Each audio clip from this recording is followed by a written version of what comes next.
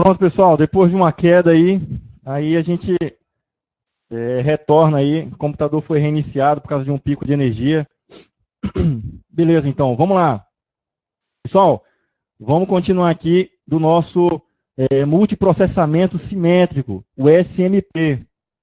Então, ó, a gente estava falando sobre o conceito de fortemente acoplado. Então, eu posso ter componentes fortemente acoplados, quer dizer que ele está próximo.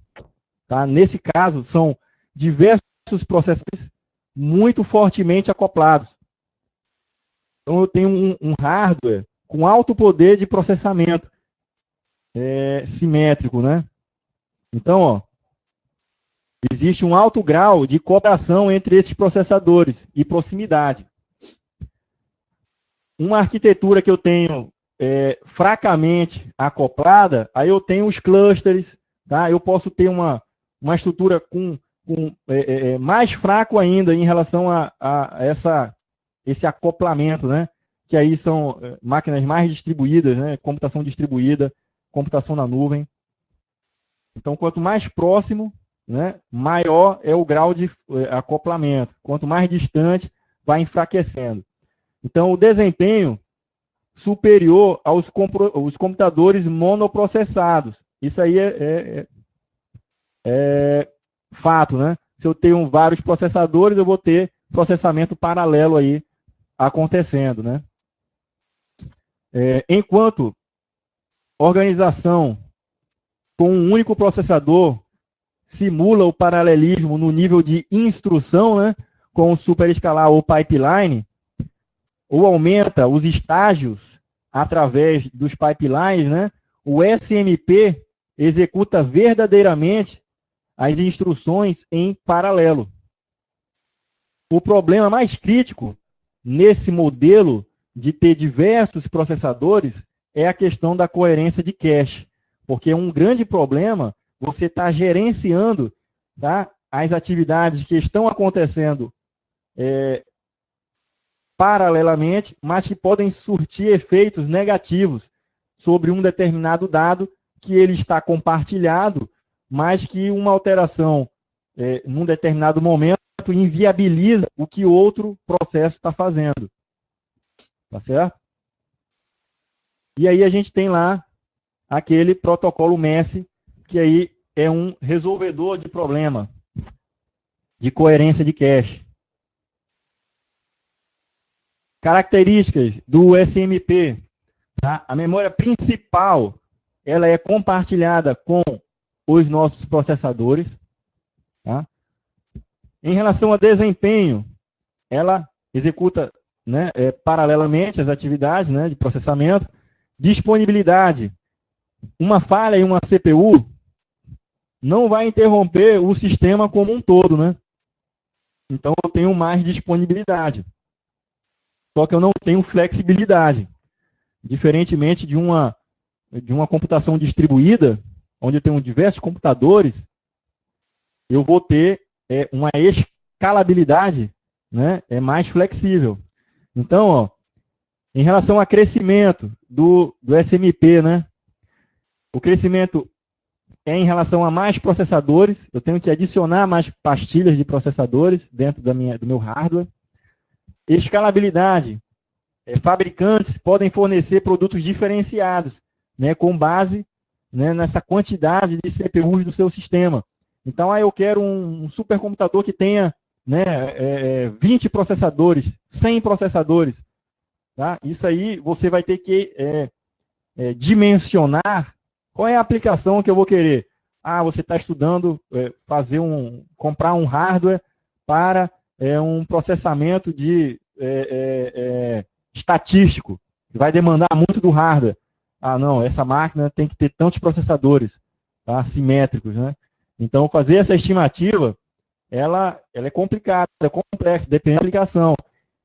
E o hardware, ele vai ser um fator de, no futuro, ele ser um complicador, né? Porque a nossa aplicação ela vai sendo desenvolvida, melhorada, vai exigindo mais do hardware, vai chegar um momento que aquele nosso hardware, mesmo ele sendo multiprocessado, ele vai chegar um momento que ele vai ficar obsoleto. Tá?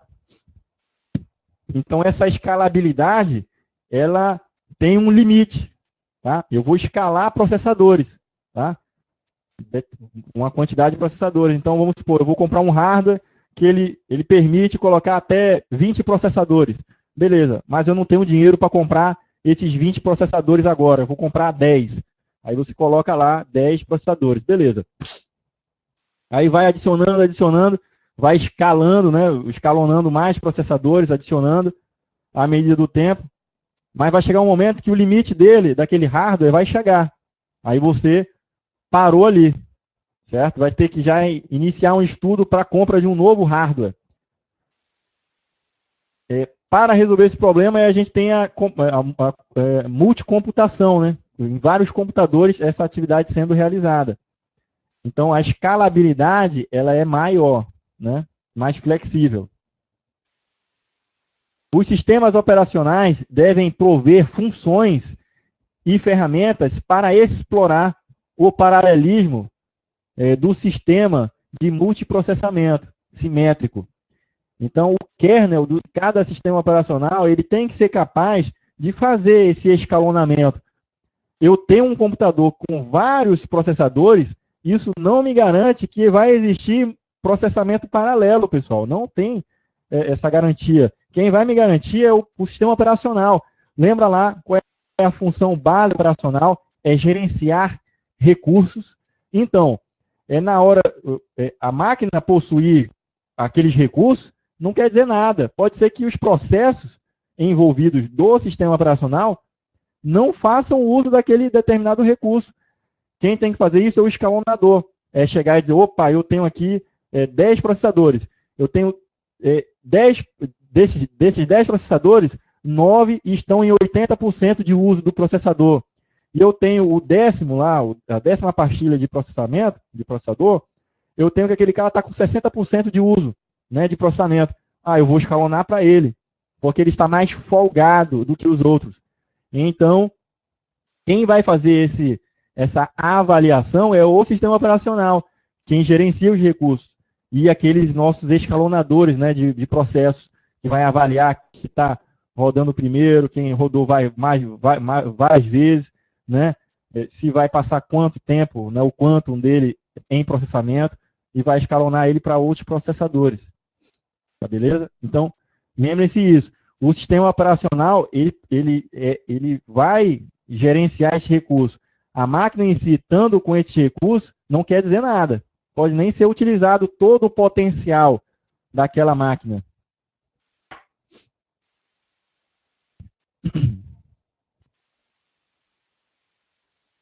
Organização de multicomputadores.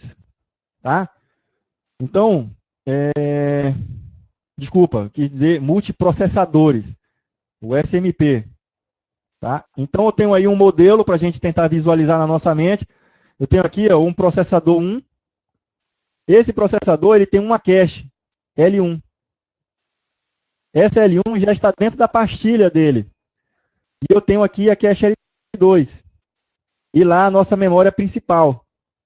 Nossa memória compartilhada. Okay? Então, o processador 1, quando ele pega um processo, primeiro esse processo ele leva para cá, para a cache L2, né? Leva as instruções dos operandos para dentro da cache L2. E da L2, ele leva lá para a cache L1, né? O que está sendo trabalhado dentro do processador naquele momento. Tá?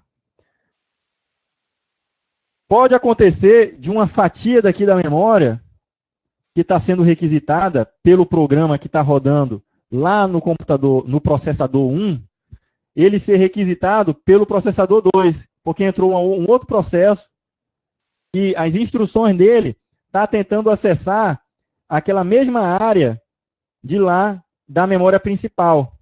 Só que o que vai acontecer?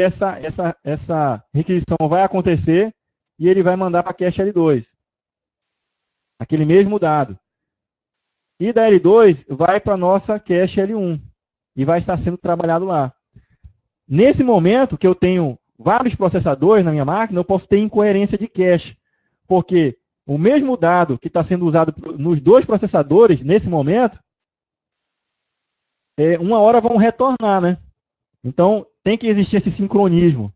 Então, se lá no nosso processador 1 existiu uma alteração daquele dado, eu tenho que inviabilizar que novas alterações dentro da cache L1, lá do processador 2, ela ocorra. Porque se ocorrer, vai dar incoerência de cache. Tá? E ele não pode nem só gravar esse dado de volta. Tá? Ele nem pode depois pegar esse dado aqui e botar de volta aqui na L2, para depois jogar de volta aqui. Porque ele vai estar incoerente. E ele nem pode permanecer executando esse cara. Porque se ele permanecer executando, esse cara já não é mais verdadeiro, aquele valor, é outro. Então tem que a gente utilizar aquele protocolo MESS, né? Modify, né? Exclusive, shared, né? E invalidate. Então, quando eu realizo uma operação que esses dados podem estar compartilhados em várias caches, então o estado dele vai ser S, né? De shared. Então, essa cache pode permanecer em vários locais, em vários processadores? Pode, beleza. Mas pode acontecer de existir uma modificação. Aí ele vai setar aquele dado como modificado. Então, a cache L1 aqui vai ser colocada como modificada, e as outras que tiverem esse dado na cache vai ser colocado com o I de invalidate, certo? Se tiver aqui também, vai ser colocado como inválido. Tá? E quando ele está exclusivo, ele pegou o dado lá da memória, por exemplo, pegou um dado aqui dessa área aqui da memória e levou aqui, tá? E depois botou lá para ser processado, ele pode colocar esse cara aqui com estado de exclusivo. Se ele está exclusivo, se essa área daqui da memória for tentar, um processador, um processo, tentar acessar essa área aqui, tá? Ele vai saber que aquele dado lá, tá? Já está na cache, tá? Sendo usada, e aquele valor é exclusivo, não pode ser pego. Então, ele não vai estar presente em outras caches. Ele é só exclusivo dessa cache aqui, só desse processador. Beleza aí? Esse é o protocolo MESS.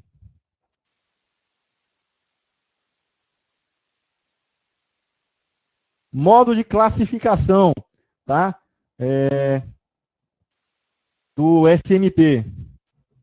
Então, em relação ao tempo compartilhado, tá?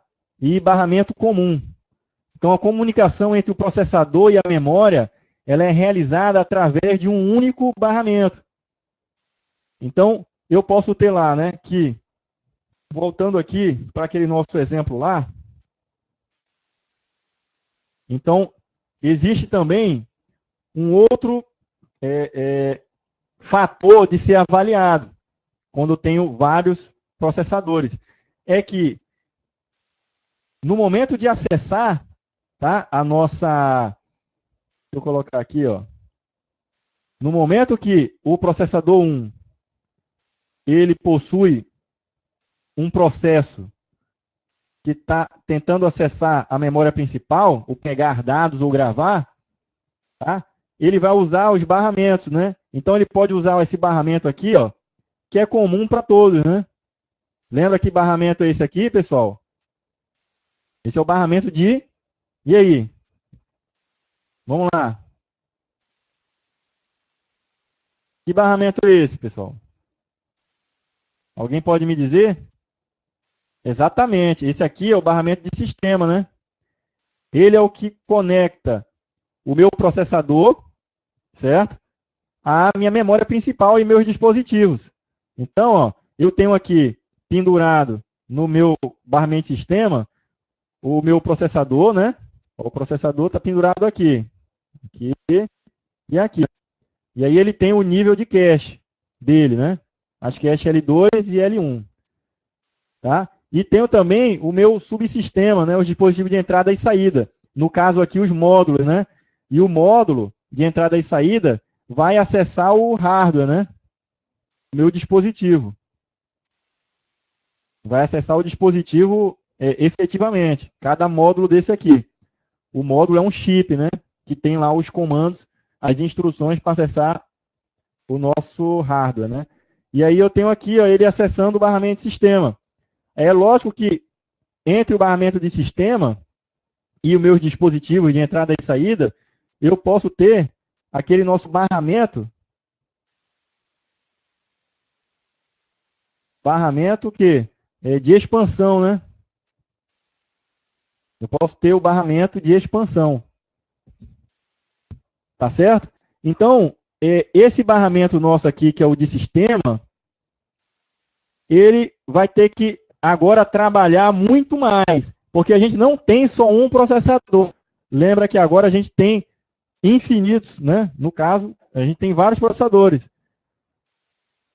E aí, para fazer o uso, vai ter um gargalo, né? Eu vou ter o meu sistema com um gargalo que é o barramento. Eu não tenho um espaço infinito no barramento para colocar dados desses processadores de forma concorrente, simultânea, né?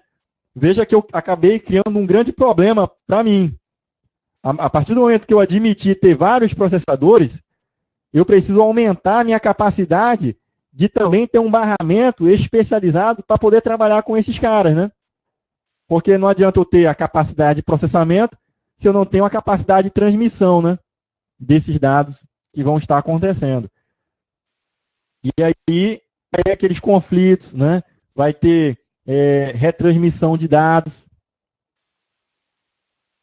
Então, ó, eu vou ter lá, ó, o conceito de tempo compartilhado. O que é esse tempo compartilhado? É quando eu tenho um barramento comum. E se o barramento é comum para todos os processadores, eu vou ter que ter uma fatia de tempo, tá? Aquele conceito do time slice, eu vou ter uma fatia de tempo no barramento. E aí depois eu pego, saio, e aí outro processador vai lá, faz o uso. Então eu vou ter que ter uma gestão desse quesito também. Porque eu não posso ter um processador monopolizando o canal, né? O barramento. Se eu admitir que agora eu tenho vários processadores, eu também tenho mais dados a ser carregados, né? A ser buscados no processador, a ser depois devolvido, né? Lá para a memória. Então esses barramentos vão ser requisitados bastante. Então eu tenho que ter um momento, opa, processador 1 pode usar o barramento. Aí o processador 1 entra, faz o uso do barramento, larga ele. Aí entra o processador 2, vai lá, faz o uso do barramento. Então isso é o tempo compartilhado do barramento. Só que esse compartilhado é um barramento único, né? Porque se eu tiver vários barramentos, aí eu não teria a necessidade de compartilhar o tempo com os processadores. Se cada um processador tiver o seu próprio barramento, ele não precisa compartilhar o tempo desse uso do barramento com outros. Então, eu vou ter lá, ó, quando eu tenho um único barramento, eu tenho a simplicidade de arquitetura, eu tenho flexibilidade de expansão, confiabilidade e tenho uma desvantagem, que é o desempenho, tá? Porque eu vou ter mais processadores, quanto mais processadores eu vou adicionando, mais a concorrência vai aumentando. E eu posso ter a memória com múltiplas portas. Ou seja, eu posso ter múltiplos barramentos, múltiplos caminhos entre a memória e o nosso processador, e cada um desses processadores. Tá? Então, ele tem o desempenho, logicamente, muito superior, né? E ele pode figurar, né, configurar porções de memória, garantindo a proteção desta memória. Então, eu posso, na hora que eu tenho vários barramentos, eu posso fazer uma proteção de memória de que forma? Essa fatia aqui da memória, ela só diz respeito a esse barramento que liga ao processador 1. Essa outra fatia da memória principal, né, que é a memória compartilhada, não pode ser acessada pelo processador 2. Esse cara aqui é só do processador, não pode ser acessado pelo processador 1, só pode ser acessado pelo processador 2. Essa área aqui é só do processador 2. Porque aquela área, ela está ligada àquele barramento, aquele canal que liga lá aquele nosso processador 2. E assim sucessivamente. Então, basicamente, eu posso ter, quando eu trabalho com vários processadores, eu tenho o problema da cache, e tem o problema do barramento, né? Então, quando cair alguma prova que perguntar sobre essas questões, você já sabe visualizar ali, tá, os problemas gerados pela cache e os problemas gerados pelo barramento único, tá, que vai ter a concorrência maior ali, e podendo ter um barramento exclusivo para cada um desses processadores. Tá? E eu não vou ter essa concorrência. Joia? Aí vamos lá. Outra questão também é em relação à unidade de controle. Lembra que a unidade de controle é uma unidade que vai fazer arbitração, mas cada processador possui a sua unidade de controle, né? Então, como é que deve ser trabalhada essa questão? Tá? Então, o controle, né? Controle do fluxo de dados distintos, né? Por cada um desses processadores vai ter sua unidade de controle, tá? De memória e de acessar lá os módulos de entrada e saída. Então, eu tenho um processador 1, ele tem a unidade de controle dele, fazendo a arbitração, tá, do uso dos dados que estão chegando ali, tá? E de colocar esses dados dentro ali da nossa, do nosso barramento, né? Ou barramento de endereço, barramento de dados, para que eles sigam o seu caminho.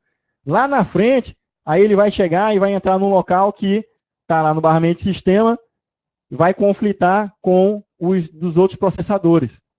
Então, normalmente, nesses sistemas, o que acontece? Ah, mas se eu tiver unidades de controle em cada um dos processadores, quem é que vai fazer esse gerenciamento uniforme de todos os processadores? Né? Porque o que vai acontecer? Se eu tenho unidade de controle ali de um processador, ele vai colocar os dados dele ali e vai ter que fazer controle de fluxo, né? Então, controle de verificação de erro, caso tenha sido mandado um dado, né, ou um operando lá pelo canal lá que ele mandou, e esse dado tenha sido corrompido por conflito com algum outro processador que estava usando o barramento no mesmo momento, aí dá aquele conflito. Igualmente, como acontece em rede, por exemplo, ele vai poder fazer a retransmissão daquele dado lá, ele vai poder fazer uma avaliação, né, opa, eu vou escutar o canal, igual como é em rede, né? Eu vou escutar o canal, vou ver ninguém estando e vou poder usar, né? Caso exista um conflito, eu vou aguardar um tempo aleatório ali para mandar de novo, né? Ele pode fazer uso desse tipo de algoritmo. Ou ele pode pegar um desses processadores e alocar ele como um processador master. Esse processador vai ser o responsável por gerenciar todos os demais. Tá? Ele vai ser o master, os demais vai ser os escravos. Ou seja, cada um escravo desse aí, quando for tentar usar o canal, só vai fazer mediante a autorização desse principal, que foi escolhido para fazer esse gerenciamento. Então, a função dele não vai ser mais de pegar um processo para executar. Esse cara só vai gerenciar todos os outros processadores. Ele vai ter essa função aí. Ele não vai pegar um processo para ele para executar. O escalonador, aí quem que vai fazer isso aí, pessoal? Aí lembrando, é o próprio sistema operacional, é o kernel do sistema operacional. Vai eleger esse cara para fazer isso aí. Esse gerenciamento, tá, desses processos, de forma que ele não pegue processo para executar, e sim ele gerencie os outros processadores para escalonar para os outros processadores. Então esse cara, esse processador, vai ser o processador que o núcleo vai trabalhar só com ele, entendeu? As atividades do núcleo vai estar ali. Tá certo? Questões sobre o sistema operacional. Então, ó, quando eu trabalho com processadores diversos na minha máquina, tá? Eu tenho processamento paralelo, tenho que levar em considerações outros fatores também do sistema operacional. Os processos concorrentes, né, barra simultâneos, tá certo? Então, eu tenho suporte a threads. Então, relembrando threads, eu tenho os processos. Dentro do processo, tá? Dentro daquele meu processo, eu posso ter diversas threads, executando as unidades de execução finais, né? O que realmente vai ser executado. E o processo como sendo uma abstração de alocação dos recursos, tá? Processador, memória, os dispositivos de entrada e saída, a fatia da memória que vai ser trabalhada, isso aí o processo ele é responsável. Só que dentro desse processo existem as threads, que são as unidades de execução. E aí eu vou ter, tá, múltiplas threads, tá? Aquele meu sistema, ele dá suporte a threads, tá? Normalmente, quando eu tenho vários processadores, tá? Ele trabalha com threads. Então, eu tenho o pipeline, que é a divisão em estágios, né, de uma instrução. Então, eu posso ter o sistema, diversos processadores, e esses diversos processadores executando em paralelo. Só que, quando eles executam essas atividades em paralelo, ele pode ter um determinado processo que ficou ocioso ali naquele processador. O outro está executando, está paralelo, né? Está executando paralelamente. Só que ainda assim existe a ociosidade dentro daqueles processadores. Aí eu tenho que garantir que ele não vá ter isso daí. Aí eu posso adicionar preempção por cada um. Para eu adicionar preempção, eu tenho que adicionar interrupção, tá? Ou seja, o processo ele ser interrompido no meio do caminho dele, para dar lugar a outro. E aí eu posso trabalhar com pipeline também, para dividir aquela atividade em estágios. Em relação também a processamento concorrente e simultâneo, eu tenho que avaliar e evitar deadlocks. No meu sistema, eu tenho que estar trabalhando para evitar aquelas condições de ter o deadlock. Em relação a escalonamento, tá? No sistema operacional, processos prontos, né, com o estado de prontos, devem ser alocados aos processadores, balanceando o seu desempenho. Então, se eu mandei um processo para um processador, o próximo eu vou jogar para o outro processador. Isso fazendo esse balanceamento. E aí eu tenho diversos escalonadores que podem ser utilizados, mas o kernel vai poder fazer esse balanceamento aí de carga, né? Sincronização. Sincronizar o acesso aos módulos de entrada e saída, levando-se em consideração que existem muitos processos em múltiplos processadores. Então, é aquela questão que também envolve deadlock. Eu tenho que sincronizar os meus acessos àqueles meus dispositivos de entrada e saída, ou a áreas críticas desses dispositivos, porque eu posso ter diversos processadores executando processos distintos que podem acessar aquele determinado dispositivo em um dado momento, em um mesmo momento. E isso aí é uma situação de conflito. Então, para sincronizar, então, um que tenha acessado primeiro, ele vai sinalizar, né, acessando lá uma variável, ia colocando lá uma variável, né, um mutex, por exemplo, tá? Para fazer essa sinalização, aí a gente tem semáforo, mutex, né, variáveis de impedimento, então, como aquele teste end-set lock. Outra questão é o gerenciamento de memória, né, em relação à coerência de cache. O sistema operacional vai ter que implementar mecanismos de coerência de cache. Quem vai fazer a pergunta, tá, para a cache lá e ver, opa, você está usando um valor que eles também está lá naquela outra cache. É o sistema operacional. Na hora que o kernel leva, né, essa informação para uma cache, depois ele leva para outra, ele tem que ter esse gerenciamento. Faz, opa, está em 2 lugares, está compartilhada, né? Aquela informação está compartilhada. Opa, modificou, pô, vou invalidar aquela cache dali. Então, o sistema operacional quem faz isso. Sobre coerência de cache, existem 2 conceitos bem interessantes que devem ser observados, tá? Se eu tenho um dado que está sendo trabalhado na minha memória cache, eu tenho a situação de ter que retornar ele para a minha memória principal. Tá? Esse retorno dele pode ser de forma direta. A direta, ou write through, né? Qual que é? Eu faço uma alteração nessa memória cache, ele grava diretamente, cada alteração que eu faço na minha memória cache, ele reflete automaticamente na minha memória principal. Tá? Por isso que é direto. Não existe aí, tá? Por exemplo, um delay. Ele gravou num, ele grava nos dois, né? Então, ó, uma alteração do dado realizada na cache principal e na cache simultaneamente. Tá?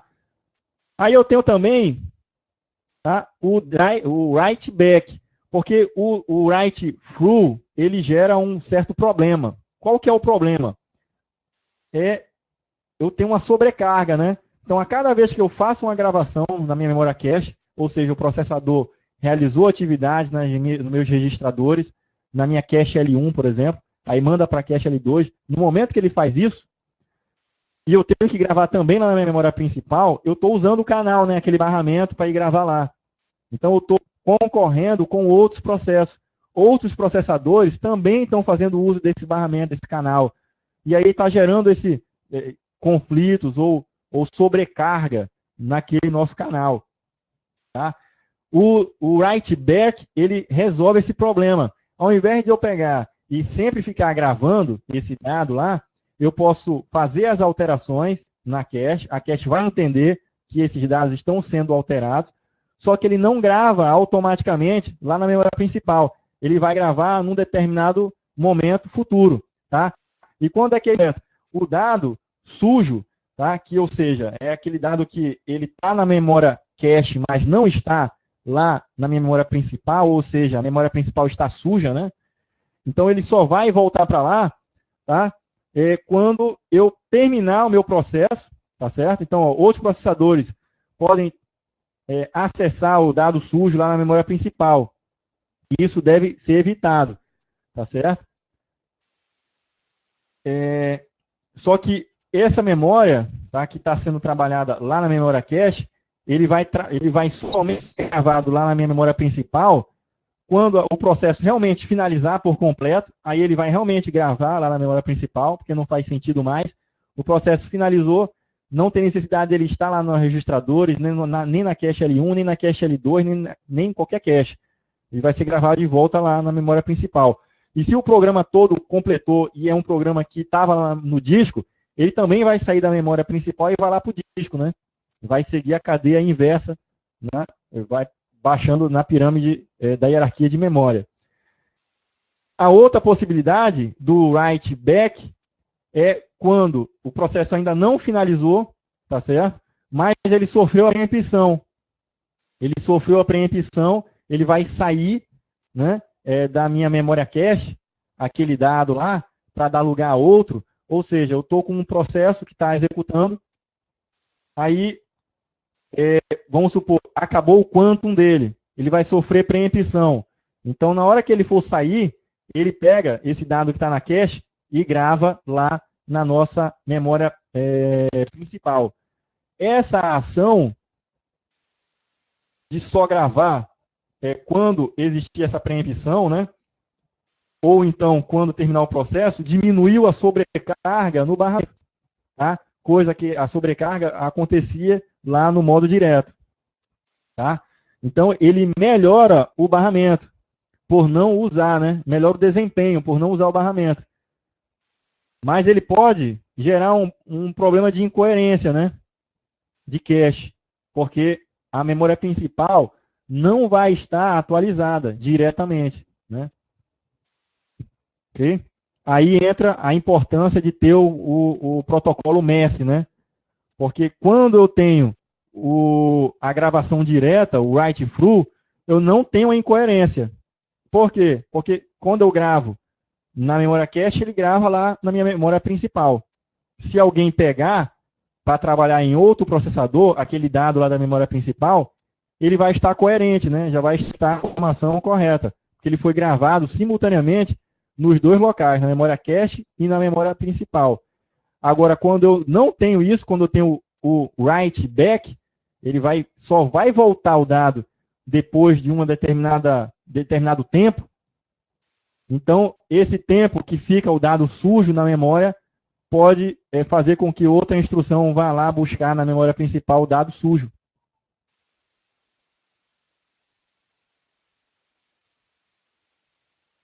Aí, ó, entra aqui, ó, coerência de cache, tá? A gente tem as soluções, né, de coerência de cache. A gente tem o protocolo de diretório, certo? Ele faz é um controlador centralizado. O que é isso? Ele é uma forma de eu ter num local específico o gerenciamento de todas as caches, todos os dados que vão para uma determinada cache, eles estão sendo gerenciados por protocolo de diretório, tá? Que faz esse gerenciamento e mantém ali a coerência de cache. Eu tenho um protocolo de monitoração. O que é o protocolo de monitoração? Distribui a monitoração, tá, de incoerências de cache a cada processador. Então, eu vou ter um elemento, vou ter um programa, né, um elemento que vai ficar testando essas caches para buscar encontrar incoerências, tá, e monitorar elas, para que elas também não ocorram, né?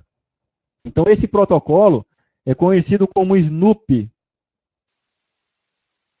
Tá? O snooping é um protocolo, tá, que, quando uma linha de cache ela é compartilhada entre vários processadores, tá, e caso exista alguma alteração em alguma dessas linhas, ocorre uma mensagem de broadcast para todas as outras caches, dizendo, olha, invalide que se existir esse valor lá na sua cache, esse cara não pode mais ser usado. Então, igualmente aquele conceito de rede que a gente tem um broadcast, né, acontece também. Se uma cache sofreu alguma alteração, esse protocolo Snoop manda um broadcast para todos os outros processadores, dizendo, ó, essa linha de cache desse dado aí foi invalidado, porque foi alterado em tal processador. E aí a gente tem também o protocolo MESS, que é uma implementação desse protocolo de monitoramento também. Só que ele seta, ao invés de dar esse broadcast, ele vai lá e seta o valor que ele está gerenciando em cada uma dessas caches. Então, a linha de cache, né, quando a gente estudou lá as linhas de cache, eu vou ter lá um campo que ele é responsável por manter a nossa cache, né? Então, o estado da nossa cache vai estar com modificada, com exclusiva, compartilhada ou invalidada. Tá, beleza? Ainda sobre coerência de cache, das implementações de snooping, eu tenho aqui, ó, o write invalidate e o write update. O write invalidate é caso alguma dessa linha de cache sofra escrita, né, todas as demais caches dos outros processadores vão ser invalidados. Ou seja, é a hora que ele envia lá o broadcast, né? Aí eu tenho o write update. Esse write update, caso alguma dessas linhas sofram uma escrita, todas as demais caches que tiverem essa linha de cache, elas são atualizadas, certo? Então vai manter a coerência de cache. Lembra que a gente tem lá o write through, né, o escrita direta, e a escrita de volta, certo? A escrita direta, caso a cache seja alterada, ele altera automaticamente, simultaneamente lá na memória principal. A escrita de volta, né, o write back, ele fica deixando lá a cache ser alterada e só vai se preocupar em mandar lá para a memória principal quando o processo terminar ou quando ele sofrer preempção. Aí ele envia o dado para lá. Só que isso gera incoerência. Nesse protocolo snooping, que eu tenho lá a coerência de cache garantida, aí eu tenho o write invalidate. se um for alterado, uma linha de cache lá na minha memória cache, ele invalida ela nos outros processadores. Agora eu tenho o write update. Caso tenha uma alteração em alguma linha de cache, ele dá um update nessa mesma linha nos outros caches, tá? Dos outros processadores. Esse algoritmo é possível ser aplicado, só que ele tem um custo maior, né, de performance, né? Porque ele vai ter que ir lá naquele outro processador ou nos outros processadores, encontrar essa linha e atualizar ela. Se em alguma prova questionar e perguntar para você qual que tem o menor custo de performance, né? Ou então ele suprime a performance, ele diz qual que tem o menor custo. Aí você imagina assim, custo de quê, né? Então é de performance. Então qual que é? É o write invalidate ou o write update? É claro que é o write invalidate. Vai ter menor custo de implementação. Por quê? Porque se um dado for alterado em um processador, ele manda um sinal, né? Manda um broadcast, ó, todos os outros aí podem invalidar. Já o write update, não, ele tem um alto custo. Primeiro que ele vai ter que monitorar lá, se for alterado, ele vai ter que ser mandado o comando, tá? Para encontrar essas linhas de cache em cada um desses processadores. Na verdade, ele vai ter que encontrar quais processadores têm essa mesma linha de cache. Em encontrando, ele ainda vai ter que fazer o envio do dado para lá, da linha de cache, e atualizar. Ou seja, tem um custo muito maior.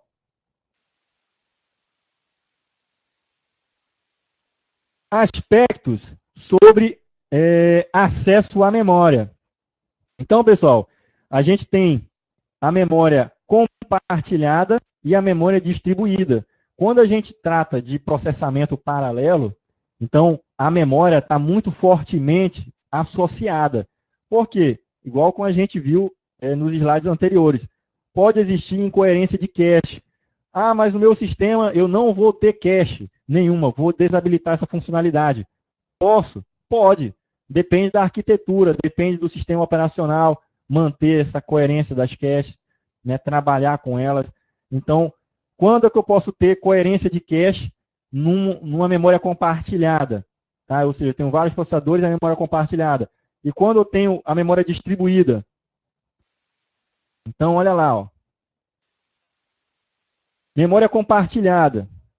Eu vou ter uma única memória e diversos processadores tentando fazer uso dessa memória em momentos distintos, ou então no mesmo momento, né?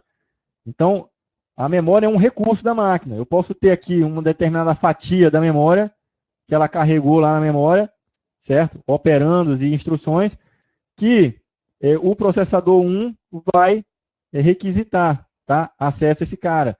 E o processador 2 também pode fazer uso dessa mesma informação que está lá. Tá certo? Eu tenho a possibilidade de ter a minha memória distribuída. Então, eu tenho um único processador na minha máquina e uma única memória. Só que a minha memória, ela vai estar distribuída. Eu posso ter uma aplicação tipo cluster ou uma computação distribuída que eu tenho uma app, né, uma aplicação que ela está sendo processada por várias máquinas. Então, por exemplo, esse aqui é o computador 1, esse aqui é o computador 2, computador 3, computador 4, ok? Então, eu posso ter uma aplicação que ele tenha a capacidade de enviar pela rede, olha só, pela rede, tá? Todas as máquinas estão conectadas à rede, e aí ele distribui, ele divide essas funcionalidades. Então, uma fatia do programa vai rodar nessa máquina, a outra fatia nessa outra máquina, outra fatia aqui e outra fatia aqui. Tá? E no final, tudo vai ser condensado na nossa grande aplicação, que ela é uma abstração, ela está sendo executada, tá? Numa máquina que, na verdade, ela não é nem a máquina 1, nem a 2, nem a 3, nem a 4. Ela é o conjunto de todas as 4 máquinas. Tá? Isso aí é um cluster, ou então uma abstração um pouco maior, né? uma computação distribuída, uma aplicação distribuída, certo?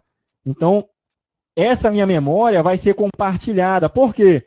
Porque uma fatia do dado que foi trabalhado aqui na máquina 1, tá? Vai se juntar com dados que foram trabalhados na máquina 2, na máquina 3, na máquina 4. Então, a minha memória principal, que alocou um dado que estava sendo trabalhado pela CPU daquela máquina 4, depois ele vai repassar pela rede o que ele concluiu, né? Opa, concluí aqui a tarefa dessa função que foi passada para mim. Toma aí, certo? E aí, para alguém, isso aí vai ser uma informação útil, né?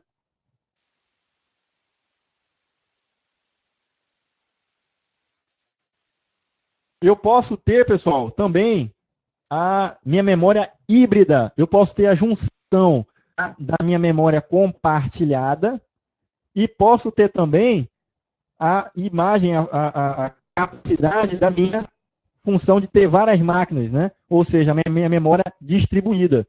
Então, eu vou ter uma aplicação aqui, ó, por exemplo, a fatia da minha aplicação que ela é distribuída, por exemplo, a minha app aqui, certo? Ela é distribuída, tá? Então, eu posso ter aqui, aliás, pessoal, deixa eu corrigir aqui, tá? Esse exemplo que eu estou dando aqui, ele está sobre um barramento de interconexão, tá? Então, eu estou usando aqui, ó, o High Performance Computing. O que é isso? Eu tenho um grande hardware super especializado, tá? Com acoplamento forte. Então, aqui, ó, eu tenho acoplamento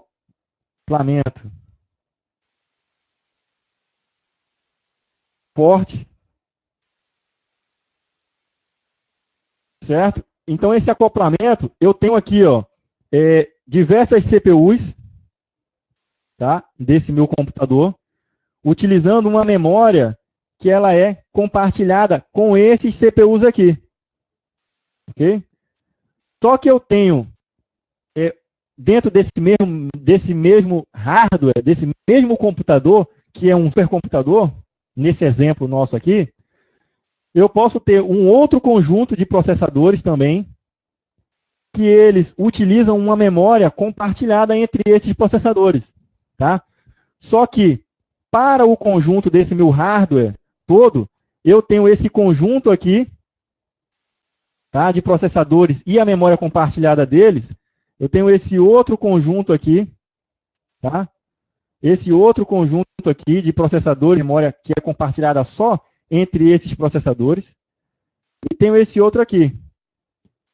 Só que essas que poderiam ser máquinas separadas, distintas, elas estão dentro de uma máquina que estão fortemente acopladas. Esse cara, eles estão conectados num barramento especial. Não é aquele barramento de sistema, não. Então, eu tenho uma máquina especializada, por exemplo, uma máquina de vetores, certo? Um supercomputador que pode ter esses conjuntos, certo? E eu chamo ele de híbrido, certo? Porque eu vou ter um conjunto de processadores que acessam uma única memória, certo? Mas só que dentro dessa máquina eu vou ter esses conjuntos aí de processadores acessando uma única memória. Na verdade, eu tenho 4 memórias, né? Eu tenho 4 grandes áreas de memória, só que cada uma dessas memórias, elas estão distribuídas entre si, tá? No conjunto do meu hardware todo. Só que para cada um desse conjunto de processadores, essa nossa memória, ela é só compartilhada, não é distribuída, tá? Então, eu tenho um conceito aqui, pessoal, gravem esse nome aqui, ó, de High Performance Computing, que ele vai ser bastante explorado, tá, em computação em nuvem, beleza?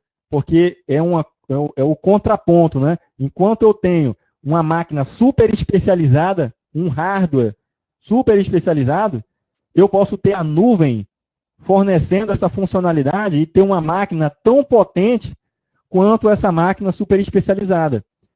Que aí eu tenho todas essas minhas estruturas aí, tá? Como essa memória que é compartilhada entre esses processadores, eu posso ter elas conectadas entre si como se fosse uma super um super acoplamento, um acoplamento super próximo, né?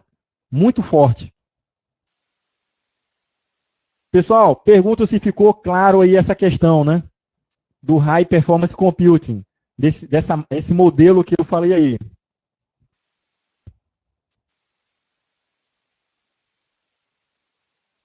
Então, vamos prosseguir. E aí eu tenho também a forma híbrida, certo?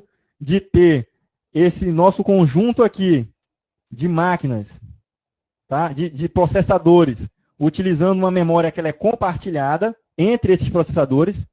Eu tenho esse outro conjunto de processadores que utilizam uma memória compartilhada. E essas duas máquinas aqui, certo? Elas podem executar uma tarefa, certo? Num cluster, por exemplo, e essa tarefa ser executado como se estivessem usando uma memória que é distribuída, né? Essa memória, ela vai ser distribuída, porque parte do processamento vai executar aqui e o outro, a parte dos dados vão estar na outra memória, tá? Então, para essa nossa máquina aqui, que é um cluster, para esse cluster aqui, eu tenho um conjunto de máquinas, tá? Que tem os seus vários processadores, cada um computador, cada uma máquina dessa é um computador, certo? É um computador, computador 2, esse aqui é o computador 3 e esse aqui é o computador 4. E aí eles estão conectados via rede, certo? Estão conectados via rede. E aí, esse é um acoplamento fraco. A gente diz que é um acoplamento fraco. Por quê? Porque as máquinas podem estar distribuídas dentro de uma sala, por exemplo. Então, eu tenho o computador 1, tá? Ele está numa sala. Normalmente, os clusters eles estão tudo dentro de um único ambiente, uma única sala. Mas eu poderia ter um computador num CPD e o outro computador num outro CPD, né? Ou numa outra sala, né? Mas aí eu tenho o computador 1, o computador 2, o 3 e o 4. Beleza? Então, eu interconecto eles em rede e eu vou ter uma aplicação que vai ser possível eu gerenciar todos esses 4 computadores de forma que uma aplicação minha, por exemplo, banco de dados, eu posso ter um banco de dados em cluster? Posso ter, tá? Eu posso ter uma aplicação web service num cluster, tá? Normalmente, o banco de dados é uma única estrutura, um único servidor, mas eu posso ter um cluster de banco de dados, tá? De balanceamento de carga. Posso ter. Então, as requisições que chegam para o computador 1, tá? Ele vai balancear, uma requisição chega para cá, para o computador 1, a outra requisição vem aqui para o computador 2, a terceira para o computador 3, a quarta conexão para o computador 4. A quinta conexão vem para o computador 1 e assim ele vai balanceando, né, esses acessos. Então, essa nossa aplicação, quando ele chega lá, ele distribui essa carga e acessa um determinado computador. E os dados, eles podem estar distribuídos. No caso do banco de dados, ele não estaria distribuído dessa forma aí, dessa imagem aí. Tá? O dado estaria num único local. Tá? Num servidor de storage, por exemplo, o dado. Mas, ao trazer a informação que está lá no storage para ser processado aqui no computador 1, ele carregou na memória dados que ele deu um select lá, certo? E trouxe. A outra instância que levou o usuário a conectar nessa máquina aqui, a 2, essa máquina está servindo somente de processamento. Então, está existindo a distribuição, né? Então, essa máquina 2 vai lá no banco de dados, tá? Na verdade, no storage, pega a informação e traz para ser trabalhada nessa memória aí. A mesma coisa vai acontecer para um servidor web, tá? Um outro tipo de uma aplicação especializada que distribui a carga entre esses servidores do cluster. Tá certo? Mas essa conexão ela acontece com rede. Então a gente tem o sistema distribuído, tá? Como sendo, eu posso ter aqui um único processador, tá certo? Ao invés de 4, acessando uma única memória. E eu posso ter outros computadores com memórias também. E aí vai ser distribuído esse meu sistema, né? acessando várias máquinas.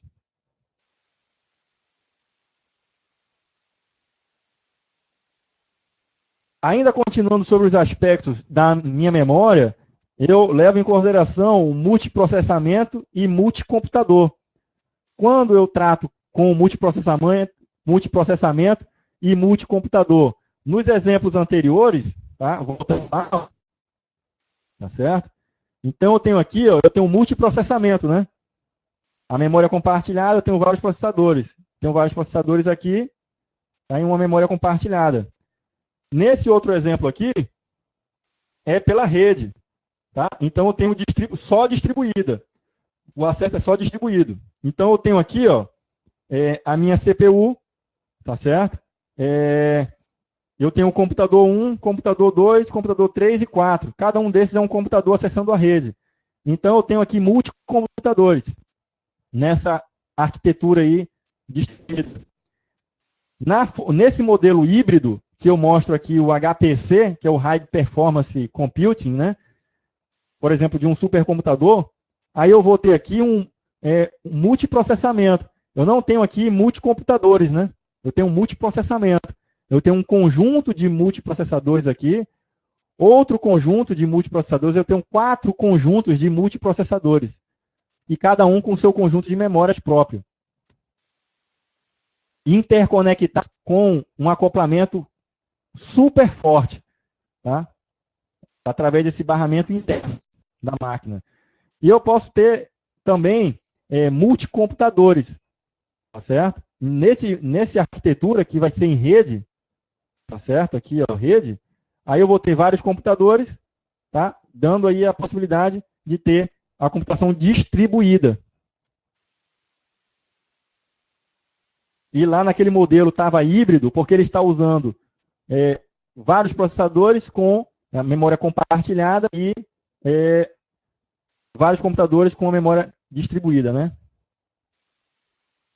Então, ó, memória compartilhada. Quando a gente fala de memória compartilhada, pessoal, então a gente tem aqui, ó, o conceito de multiprocessador. Então, automaticamente, sempre quando vocês ouvirem falar de memória compartilhada, a memória é compartilhada para multiprocessadores. Tá? Então, eu tenho aqui, ó, o UMA, que é o Uniform Memory Access. Então, o acesso à memória vai ser de forma uniforme. O tempo de acesso a uma posição de memória, ela vai ser constante. Então, lá naquele exemplo, deixa eu pegar aqui, ó.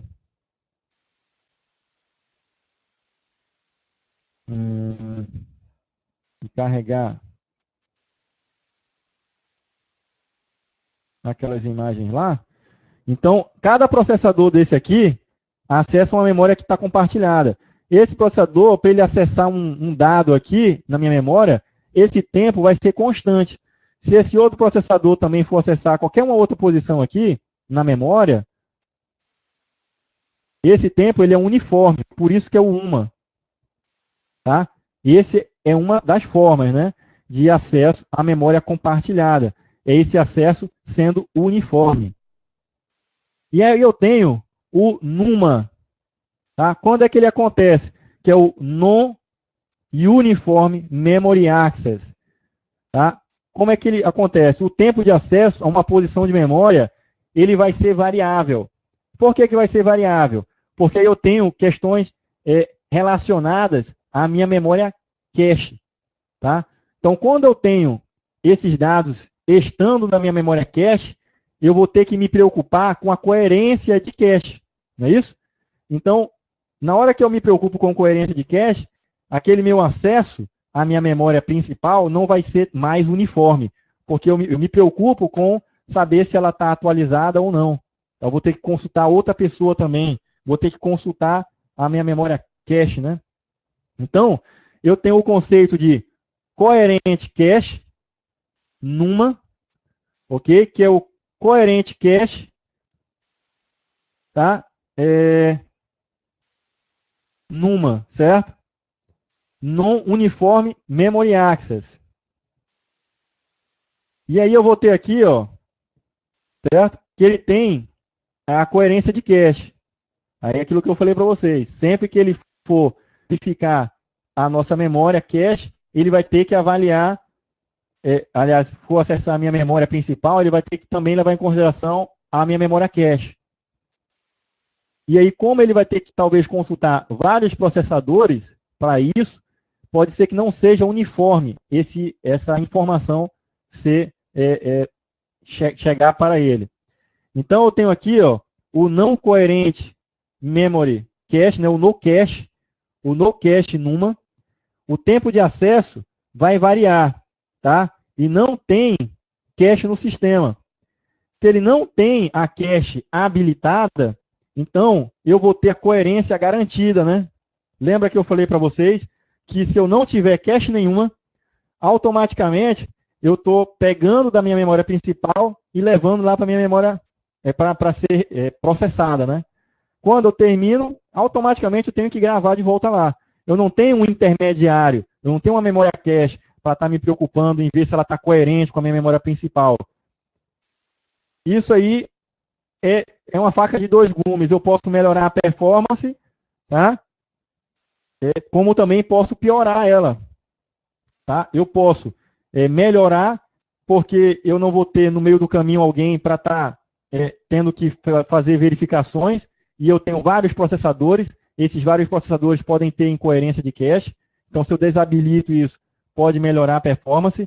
Aí é aquele caso lá da diferença entre o RISC e o CISC. O RISC, tá, ele leva em consideração eu privilegiar o meu hardware, vários registradores. Já o CISC, ele leva em consideração privilegiar a aplicação, eu ter as minhas microinstruções realizando as atividades, tá? As operações. Então, como ele não faz muito uso de redores, o RISC, aliás, o CISC, ele acessa diretamente a minha memória principal, né? Lembra daquele conceito? Eu tenho o RISC, né? RISC, registradores, né? R de RISC, R de registradores. Então, eu faço muito uso dos registradores com o RISC. Tá? Então, eu uso muito pipeline, uso muito a minha memória cache, eu uso muito o conceito do princípio de localidade espacial. Já no CISC, eu tenho, né, essas instruções complexas, mas as instruções são as instruções, as microinstruções, que já possuem a sua complexidade ali. E não deixa essa complexidade chegar lá no nível do usuário. Então, o que vai acontecer? Eu tenho muitas instruções que têm muitos operandos que acessam diretamente a minha memória principal. Ele não acessa a memória cache, não acessa o registrador, ele pode acessar diretamente lá na minha memória principal. Ou seja, ele bypassa a minha memória cache. Então, se ele bypassa a minha memória cache, eu posso supor que em ambientes que eu tenha a minha arquitetura como CISC, então eu vou privilegiar o programa, eu vou privilegiar acessar a minha memória principal. E se eu acesso a minha memória principal direto, eu não tenho muito essa questão de me preocupar com coerência de cache, correto? Porque eu estou acessando diretamente a memória principal, realizo a operação, gravo de volta, né? Então, cuidado aí, se tiverem questões perguntando, fazendo um paralelo entre memórias cache, tá, e o CISC, aí você já, né, deduz, opa, o CISC, eu tenho instruções que acessam diretamente a minha memória principal. Ou seja, o CISC, ele bypassa a nossa memória cache. Se ele bypassa, ele não leva muito importância, não dá muita importância para aquele princípio de localidade espacial e temporal. Ele bypassa, né? E não faz a gravação lá. Então, se ele bypassa, ele pode não usar muito esse mecanismo de memória cache para poder fazer uso, tá? Porque ele faz uso direto lá da memória principal. Outro fator, tá? É relacionado aí com a minha memória cache não sendo importante para o nosso ambiente de CISC, ele vai simplesmente ignorá-lo, né? Lembrando também, certo, que hoje em dia as nossas arquiteturas, elas são mais híbridas, né? Eu não tenho uma arquitetura somente CISC, e outra arquitetura somente RISC.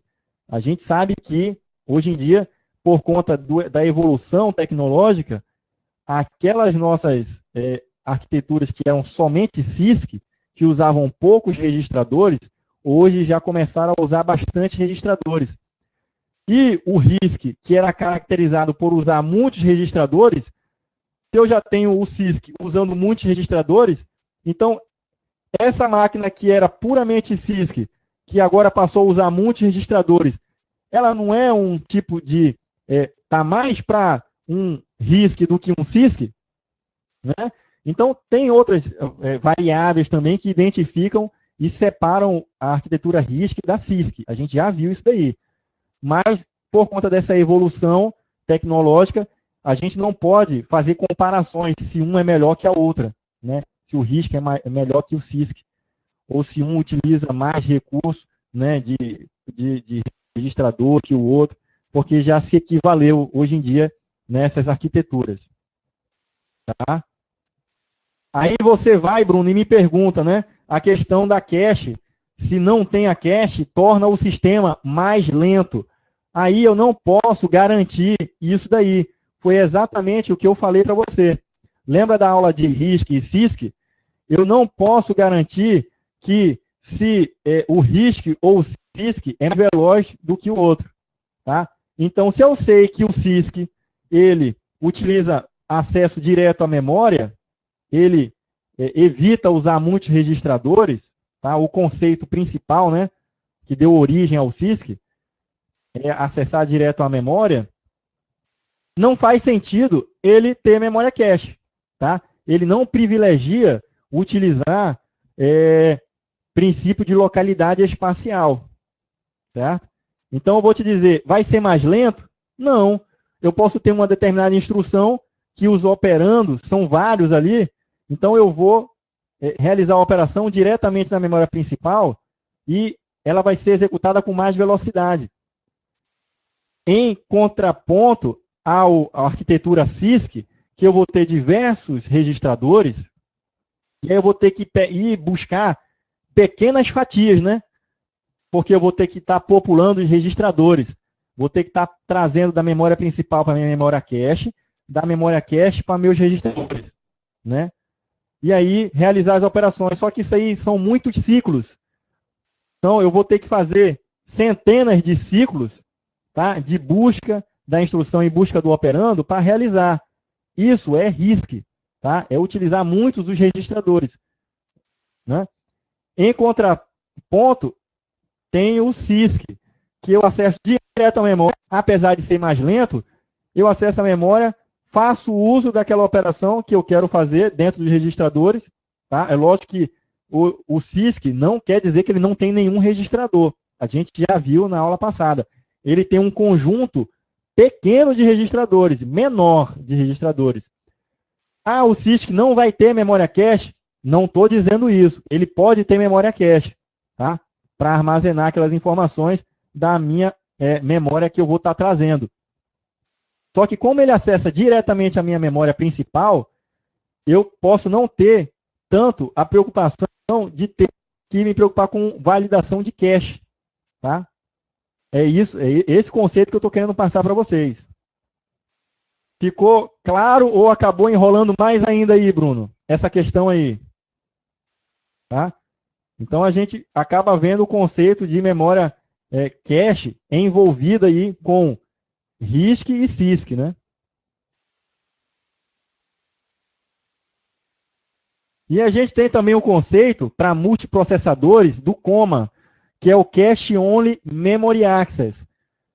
Então, eu posso ter as caches, para evitar problema de coerência de cache, eu posso muito bem dizer assim, ó, todos os processadores, né, que vão estar nesse conjunto de multiprocessadores, podem popular suas caches, mas ela vai ser somente leitura. Ou seja, eu posso ter aquele conceito do CISC usando a memória cache para evitar a coerência de cache. O que ele pode fazer? Ele pode pegar na memória principal, jogar para a minha memória cache, que vai ser read only, né? Vai ser cache only, e ele joga lá, faz as suas atividades, depois joga de volta lá na memória principal. Só que ele está indo buscar diretamente na minha memória principal. E ele pode também bypassar essa memória cache. O que eu estou querendo dizer é que a memória cache elas pode estar presente em vários processadores de forma somente leitura.